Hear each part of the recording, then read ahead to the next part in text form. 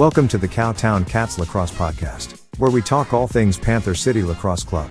Now here are your hosts, Nicholas and Andy. Well, riding off their high from their last comeback win against Philadelphia, what kind of Panther City team would we get against the Vancouver Warriors? Welcome everyone to the Cowtown Cats Lacrosse Podcast. I'm Nicholas, once again joined by Andy. Hello.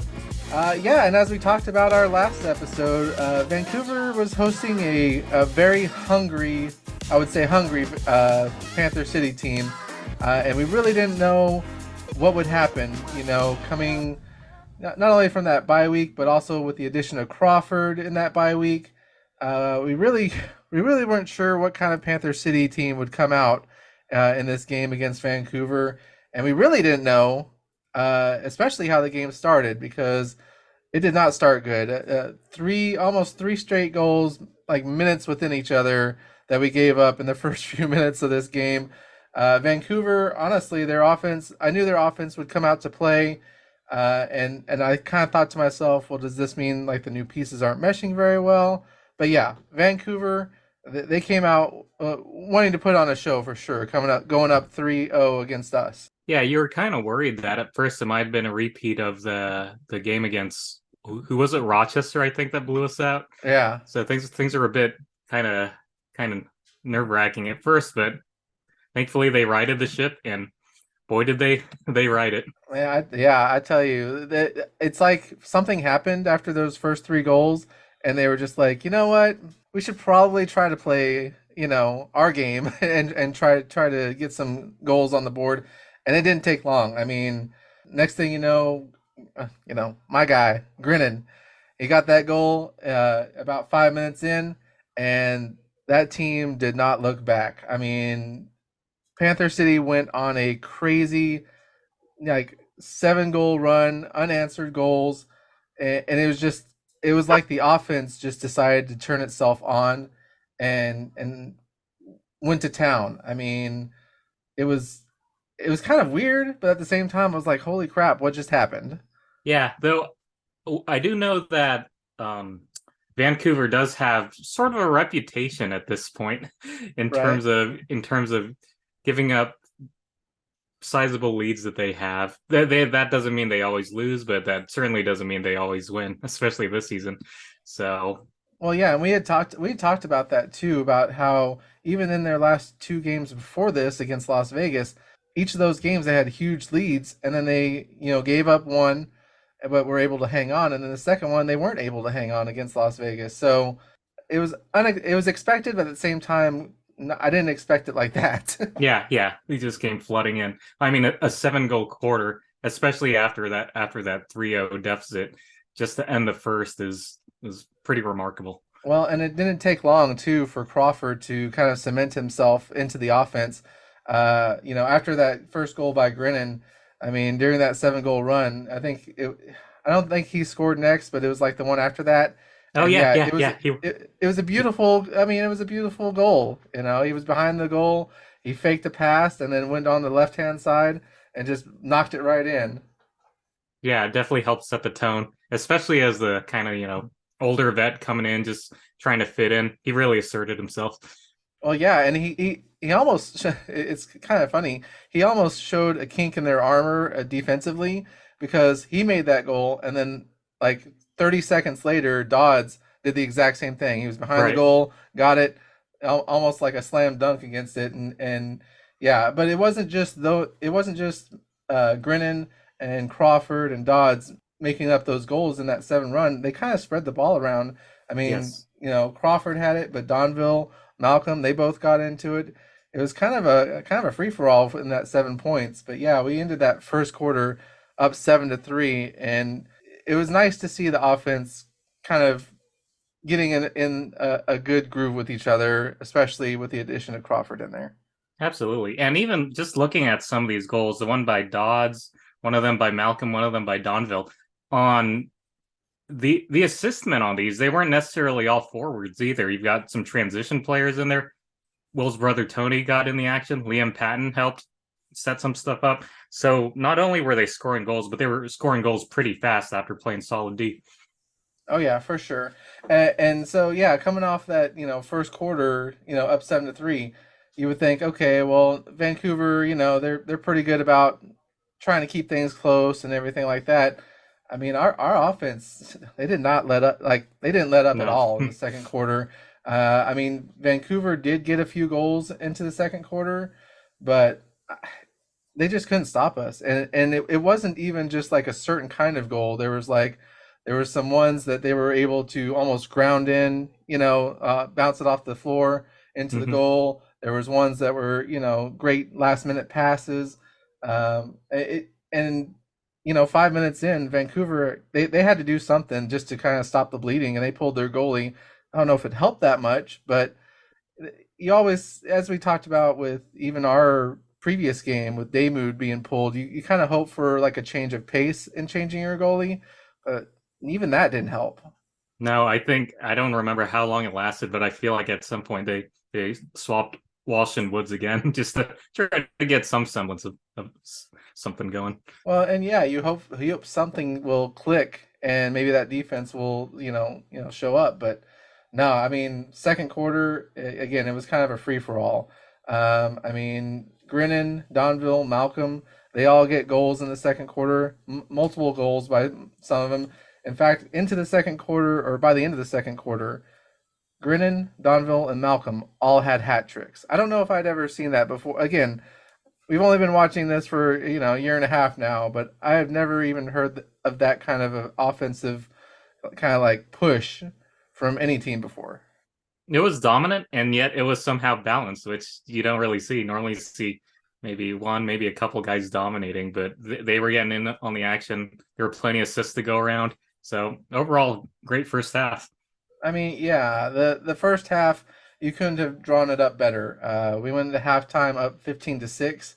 When I was doing the write up for this episode, I thought to myself, we definitely have to touch on some points, but it's hard to just like scrutinize kind of a massive overtaking that we had. Not only, I mean, yes, we were down 3 points early, but just that massive push in the first and second quarters, and then the third quarter, it's like they just decided, hey, we're just gonna keep it going and like whatever we want to against this team. They didn't allow one goal in the third quarter, and they scored four more points. I mean, what do you say from that?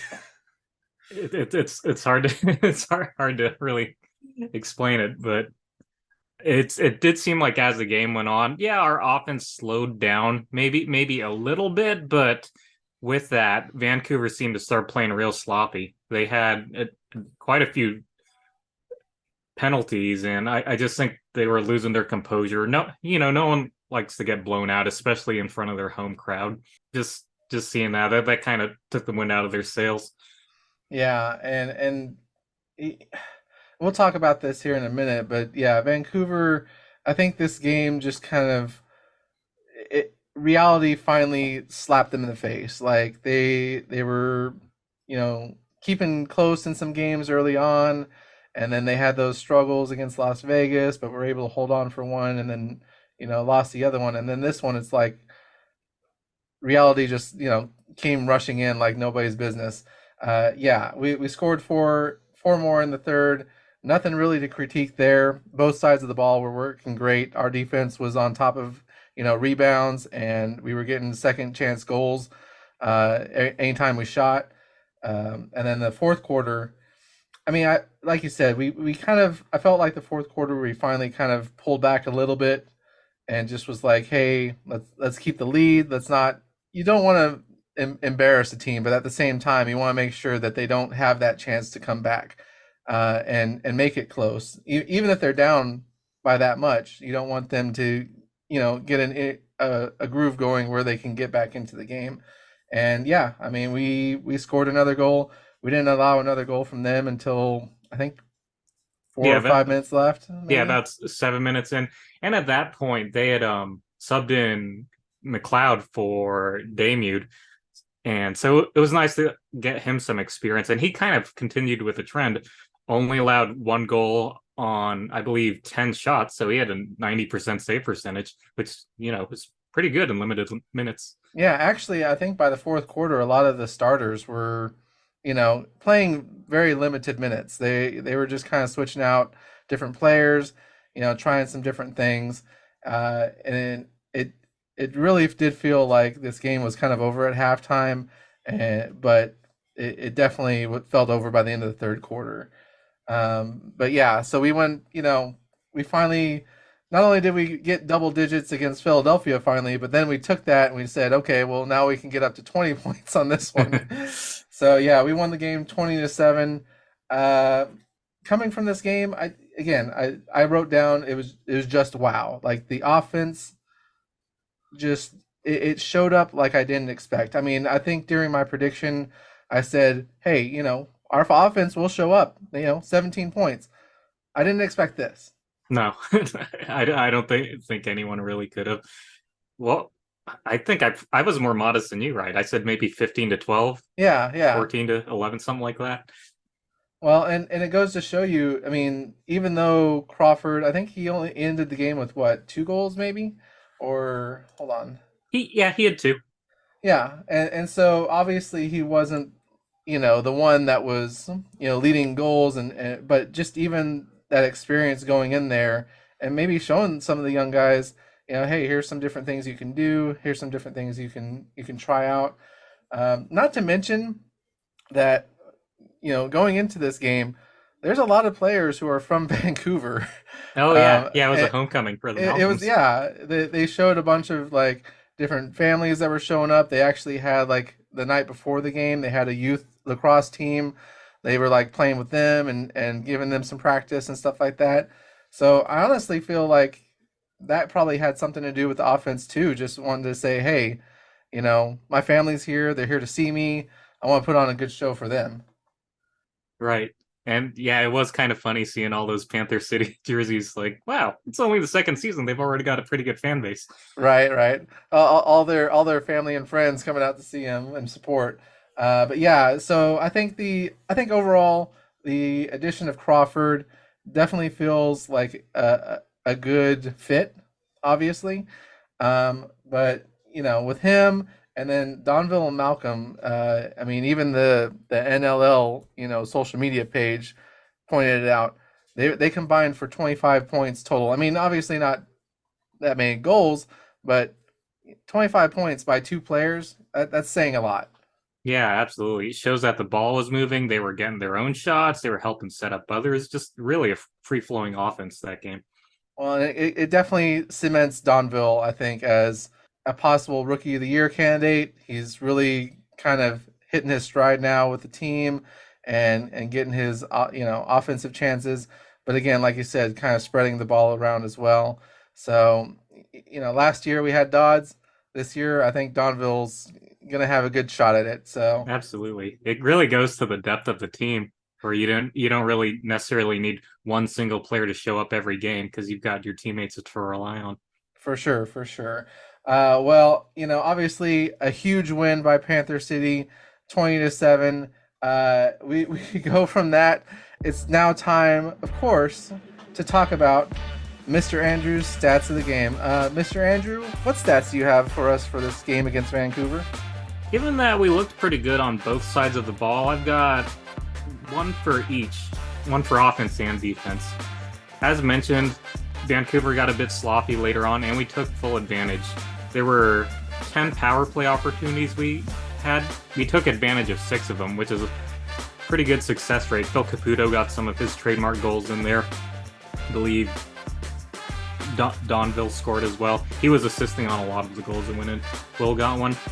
So really good on that side, as you really hope to when you've got that sort of man advantage. On the other side, Nick Damute had another great performance. He saved, after those initial 3 goals, I don't know whether Coach TK ripped into him again or he just kind of internally was like, man, I got to show up and do a bit better.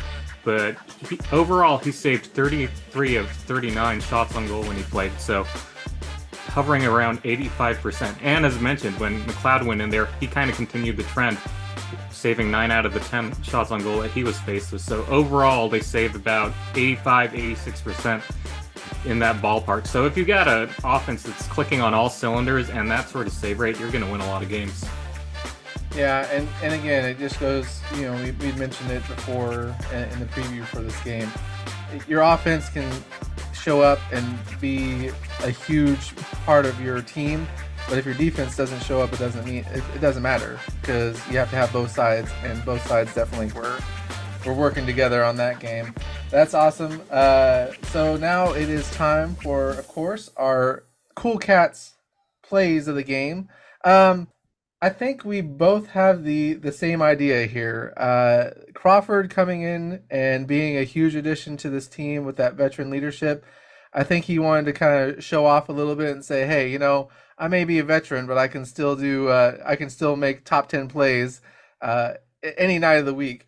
And yeah, his first goal, oh my gosh. Again, you have to go see it for yourself, but behind the net, you just kind of like faking a pass to the right, and it's almost like the defenders kind of bid on it just enough for him to kind of swing around from the left side.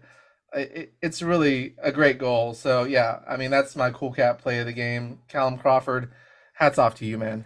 Yeah, he did great. I'll go into him in a minute. One of my honorable mentions, actually, this didn't lead to, I don't think it led to him scoring directly, but in that fourth quarter when Vancouver kind of threw in the towel and we were experimenting, it was really fun to see defenseman Evan Messenger playing in the offense. I was like, wait a minute, that's not a guy you normally see on that side of the ball. I think he ended up with an assist, and it was just kind of nice to see. I don't know if that was designed or kind of Coach TK's way of rewarding the defense a bit, to kind of have him out there and play almost as a transition player of sorts. But yeah, it was pretty cool to see. As far as my actual Cool Cat plays of the game, I got to go with they might have been the last two Panther City goals of the game. Callum Crawford and John Donville on power play opportunities. They both had some pretty nice plays right at the top of, I guess you'd call it, the key, where they just kind of cradled the ball for a bit, enough for the soft defense to kind of open up in front of them, where the defenders would kind of swivel one way anticipating a pass, but rather than pass it to the sides, they just ran straight down the middle and got beautiful shots on goal. Even the goalie was stumped. Yeah, no, and even there was a few times the goalie seemed pretty stumped by our offense. So yeah, there's definitely a ton of good plays to choose from that game, but obviously those are the ones we went with. Well, of course, that leads us straight into our Big Cat players of the game. Look, you could pick anybody on the offense right now. I think all of them are Big Cat players of this game. They all showed up. They all did what they were supposed to. I kind of have to still go with Will Malcolm. I mean, the man is literally just he had the two best games of the year so far. That one against Philly, and then showed up against Vancouver like that.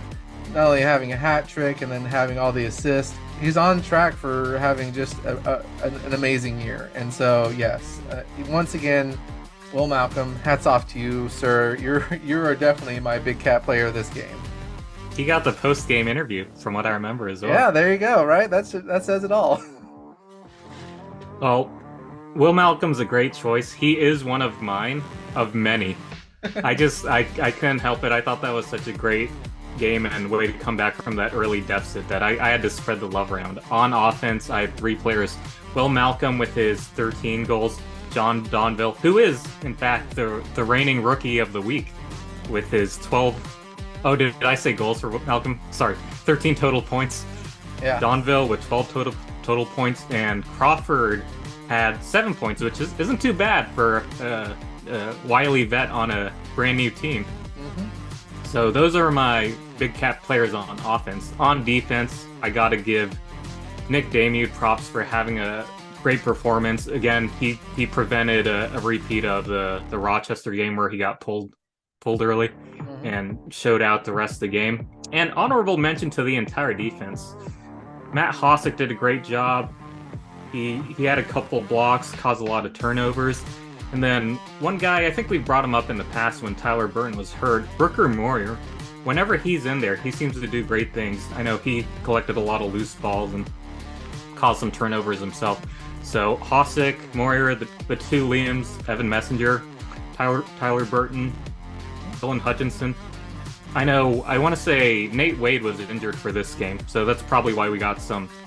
Plus, it was a blowout, so we got to see some guys we don't normally get to see. But yeah, they were great at causing turnovers, getting their sticks in the way. So really good performance overall by so many players. I was about to say, so pretty much the entire team.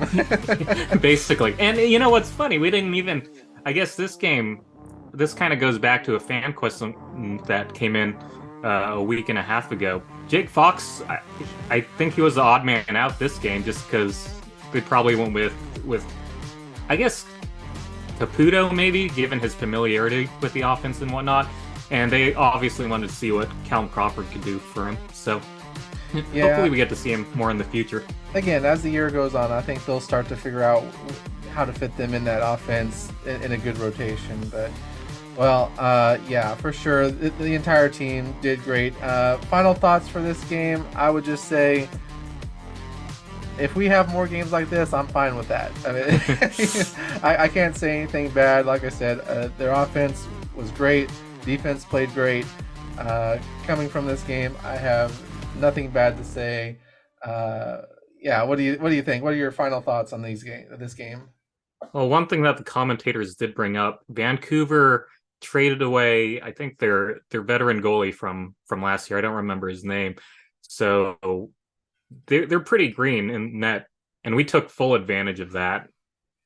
I mean, it's not very often you see a coach pull his starting goalie for the backup and then pull the backup for the starter later on. So overall, it was an excellent game to test our potential on both sides of the ball. The defense looked sharp. The offense looked dominant. Yeah, and speaking of trades, so coming from this game, and not really Panther City news, but I thought it was very interesting that it happened this week. From Vancouver, they actually traded away one of their key players, Mitch Jones, to Philadelphia. And they got some draft picks. I think they got another player too. But a lot of the analysts out there pretty much say this is confirming that Vancouver is pretty much on the route to, hey, let's tear things down and spend the next few years trying to rebuild our team back, into a contender. As you hope with any rebuild, you hope you get good results from it. But apparently, Mitch Jones was a huge key, and so for him to leave and go to Philadelphia, that's a pretty big knock against them. Mm-hmm. And Philadelphia is a team that's still in the hunt themselves, so hopefully he'll have success there. And it seems like Philadelphia has gotten. They've been in the thick of things as far as trades too this year, so it's very interesting to see them mixed in with stuff, and then obviously the trades with Panther City this year. So, but yeah, so we end Vancouver, we leave Vancouver, kind of in the dust in the background, and wish them the best as we unfortunately have to go against them at home here in a few weeks. But that leads us straight into this week's game, and it's a game that I am excited for and worried about at the exact same time. We go against San Diego in San Diego this weekend. San Diego is coming off a huge win against Colorado. It was a very hard-fought game. In fact, the NLL even put a little highlight video together of their game because of how much rivalry they have against each other. And you're talking about a team who leads the division. They have one loss. They are pretty much living up to their expectations that everybody had for them in the preseason, and it's going to be hard for Panther City to. I think it's going to be hard for them to come into this game expecting the same result that they had against Vancouver. I mean, what do you see coming into this game against San Diego? I think you're absolutely right. It's almost like polar opposites as far as where teams are and what their expectations are going from Vancouver to San Diego. Just if you look at any of the leaderboards, especially on offense, San Diego's names all over the place. They've got Curtis Dixon and Dane Dobby both in the top 5 in the league's goal leaders. And this is despite only playing 6 games. I'm pretty Hmm. sure Dixon's number 2, Dobby's number 5, and Dane Dobby. A little side note: he recently broke 1,000 points. So we just got a guy like Callum Crawford. They've got a Hmm. guy like Dane Dobby on their side. For sure. Wesley Berg's a great setup man. He currently ranks number 2 in assists. Again, this is only in 6 games, whereas we've played 7. I think the league leaders played 8. So per game average, the San Diego's elite guys are doing really well. Early on, they were winning a lot of shootouts, and they're still able to score a lot, but they actually made a goalie change, I want to say midway through the season, and it was kind of spurred by that game against Saskatchewan, I believe, where they gave up a big lead and then somehow managed to come back. Yeah.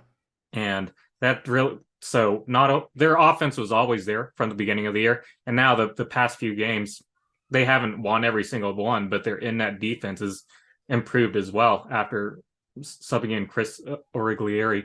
So we've definitely got our work cut out for them. I'd say Panther City is a much more balanced offensive team, which you'd expect with a mix of young and old players, whereas San Diego's really relying on their veterans. Well, and do you think, going into this game, do you think our offense will keep up, what they or pick up where they left off against Vancouver? Because, coming from a high like that where you pretty much blow a team out of the water into a team that you could probably struggle with for the majority of the game. Do you think that offense is kind of ready for this? I think this is where a guy like Callum Crawford being on the team is really going to help out. He's played in a lot of games. He's probably seen every sort of scenario across his career. So if we go down early or if it's close late, I think he's going to play a key part along with Coach TK in helping to rally the troops. So I'm a glass half full kind of guy. I'm hoping that they do that. And as good as Origlieri has played in that since taking over the starting spot, he's pretty young himself. So if we can get some goals early, get him rattled the way we did the Vancouver goalies, I think we've got a pretty decent shot. Yeah, and it's talking about the offensive side, even with our defense. I mean, as much as I love Daymud, he has had a few games this year where it's been kind of back and forth or up and down, and so it almost I'm semi worried that this might be a game where he does struggle early on, and I hope that he can kind of get back into it and and show up and say, hey, I'm here to show up and here to play defense. I mean, you think the defense might have kind of a good shot against them? They definitely played well last game. It'll be one thing I keep kind of looking back at when we got Jake Fox and Callum Crawford in the trades. We were I think in both situations. Was it both situations? Oh no. So Jake Fox, we lost Chad Cummings, and Hmm. Crawford, it was mainly draft picks and some of the younger guys. So in both those were very much bolstering our offense. So I guess the front office really thinks our defense is in a pretty good place. Dobby and Dixon are, along with Berg and the rest of their team, they definitely have a high scoring offense. So it'll, I think, I don't think Damude's gonna hold them under 10, him or the defense, especially playing in San Diego. But I'm hopeful that they'll show up to play because they really have been clicking, and I was not expecting them to do as well as they have after trading away Cummings. Well, and I think San Diego coming off that hard fought game against Colorado, it, that kind of game can either strengthen a team or it can start to show some weak spots in the armor. And if Panther City can take advantage of those, I think that we really have a good shot. And it also comes down to just slowing down their offense, like you said. So we'll have to really keep an eye on that. Expectations. Whew, I, Yeah. again, I am very hopeful. I I want it to be a close game. I'm going to go ahead and say it. I'm going to predict an upset. I'm going to say Panther City keeps their offense strong. Defense shows up, even though we have some problems here and there, and maybe we don't play as clean of a game as we did last time. I'm going to say we go into San Diego and give the upset of the year so far. And we beat them. I'm going to say my prediction. I'm going to say we win 15-13. Interesting.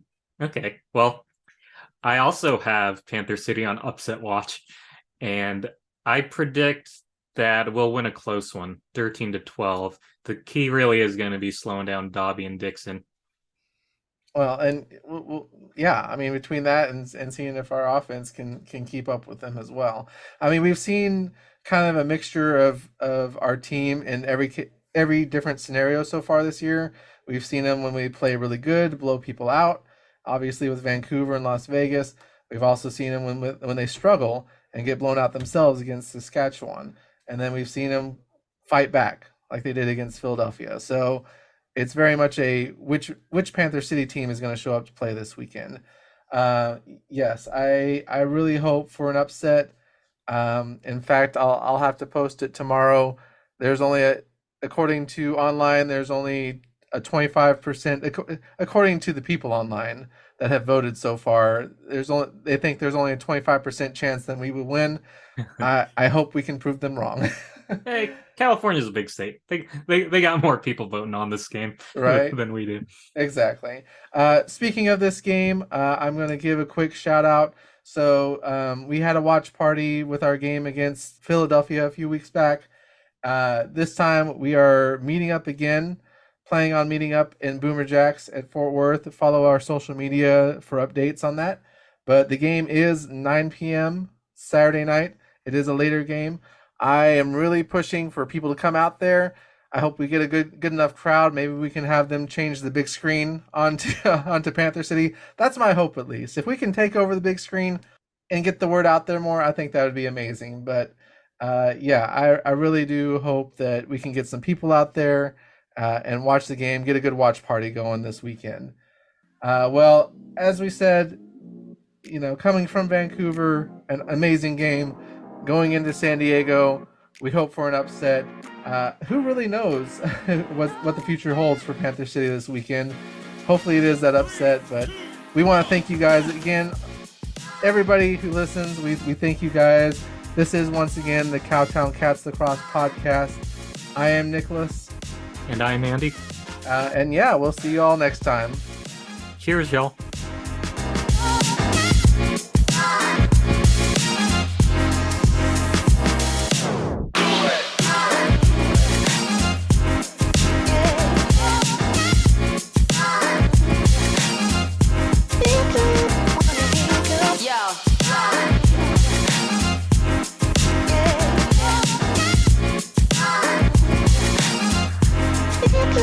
Wanna hear you go.